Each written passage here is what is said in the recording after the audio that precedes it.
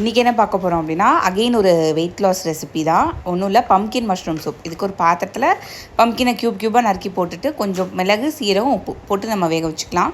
அந்த தண்ணியெல்லாம் ட்ரெயின் பண்ண வேணால், நம்ம அந்த தண்ணியோடு அரைக்க போகிறோம். மீன்வேல் இன்னொரு பேனில் கொஞ்சம் பட்டர், மஷ்ரூம்ஸை வந்து எவ்வளோ சூப் பண்ணுறீங்களோ அதுக்கு ஓரளவுக்கு கொஞ்சம் மஷ்ரூம்ஸை வந்து நான் பேன் ஃப்ரை பண்ணி வச்சுருக்கிறேன். இன்னொரு பாதி மஷ்ரூம்ஸை வந்து கொஞ்சம் சால்ட் அண்ட் பெப்பர் போட்டு ஃப்ரை பண்ணி வச்சுருக்கேன். ஸோ சால்ட் அண்ட் பெப்பர் போடாத மஷ்ரூம்ஸை ஜஸ்ட் பட்டரில் ஃப்ரை மஷ்ரூம்ஸை அந்த பம்கினோடு போட்டு நம்ம அரைச்சிக்க போகிறோம். நல்லா அரைச்சி திக் பேஸ்ட்டாக வரும் நம்மளுக்கு. அதுக்கப்புறம் நம்ம தண்ணி ஊற்றி டைல்யூட் பண்ணிக்கலாம். நம்ம இன்னும் கொஞ்சம் தண்ணி ஊற்றி நீங்கள் அரைச்சிக்கலாம். ரொம்ப திக்காக ஸ்மூத்தி மாதிரி எடுக்கணும்னு இல்லை.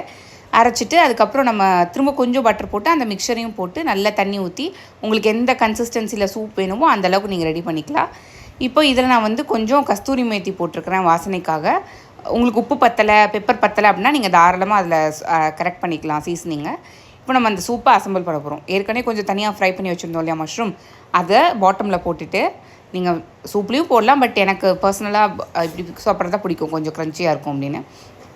சூப் போட்டுட்டு பீஸ் ஆஃப் க்யூப் ஆஃப் பட்டரையும் போட்டுட்டு சாப்பிட்டு பார்த்தீங்கன்னா சூப்பராக இருக்கும். இந்த பட்டர் நீங்கள் ஸ்கிப் பண்ணிடலாம்.